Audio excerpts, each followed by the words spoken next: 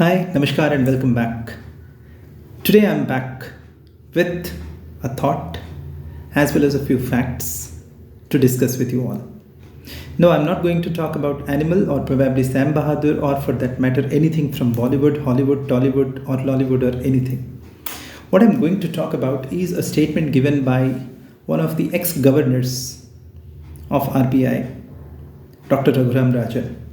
He said that if the nation has to grow, malnutrition has to be tackled. Otherwise, 2047's dream perhaps will remain a dream. There are many people who are considering this statement as completely illogical. But give it a thought. If you look at the numbers, somewhere or the other, his statement holds true. Look at the demographic divisions or probably the divisions in our country. The progressive divisions means in terms of, in very simple words, if I say, the industrialization which is happening. If you look at Gujarat, a specific city or probably a set of cities are really developed. Probably there might be a few districts therein which need attention. Same thing with Odisha. A few cities are well developed, a few districts are well developed. There will be definitely a few districts which will need attention. At one point of time, Ersama was a district which was unreachable, and I'm sure probably it must have developed, but then to what extent?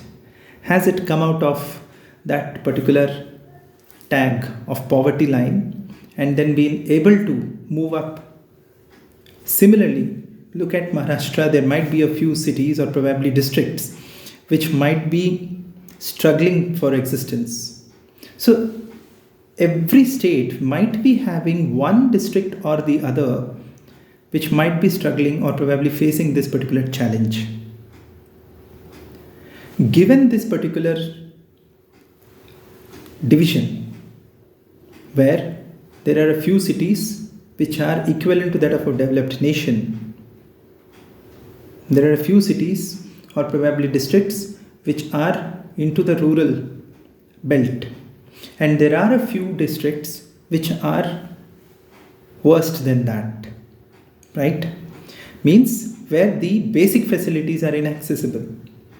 Northeastern states probably can have such examples, right? So in such situations where people do not have access to the basic facilities and also where they are not able to have 2 squares of a meal a day, will they be able to contribute anything to the development or for the development of the society by developing themselves? The answers are as rare or probably bare as their conditions are. Right? Yes, we are developing as a nation, but then are we developing internally in a similar equation? The answer probably might not be the same. So, what we need to do is we need to focus, as Raghuram Rajan sir has rightly said, on those districts and take them up with the same seriousness as we took the polio eradication drive at one point of time. Because, as it is rightly said by somebody, an investment of $1 in nutrition will result in $16 contributed towards the GDP. Right? So, it's a very simple calculation. So, if you are bothered about nutrition, if you are serious about developing every citizen as the fittest person in terms of the food they eat, the results will be reflected in the taxes that they can pay. And that will help us to become an economy which is much more than what the present government is planning to show it off as. Right?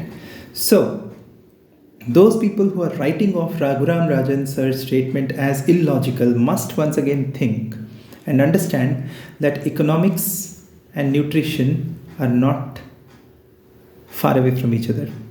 There is an interlinkage, and That is where he was speaking about, and that is what he was speaking about. Look at the countries like Africa, if you want. Because of the malnutrition, where are they right now? The answer is there. So, while we are blessed to be a nation which is growing, which is developing, which is having names which can be more legendary than the names at the international levels for anyone to understand, know, and then learn about, we still have a lot of tasks to be done. While educating is one of them, giving them a better nutrition is yet another important aspect which the governments will have to take care of. So, with a hope that this government or the governments which might come at a later stage will focus on this particular aspect as one of the main agendas, I cross my fingers.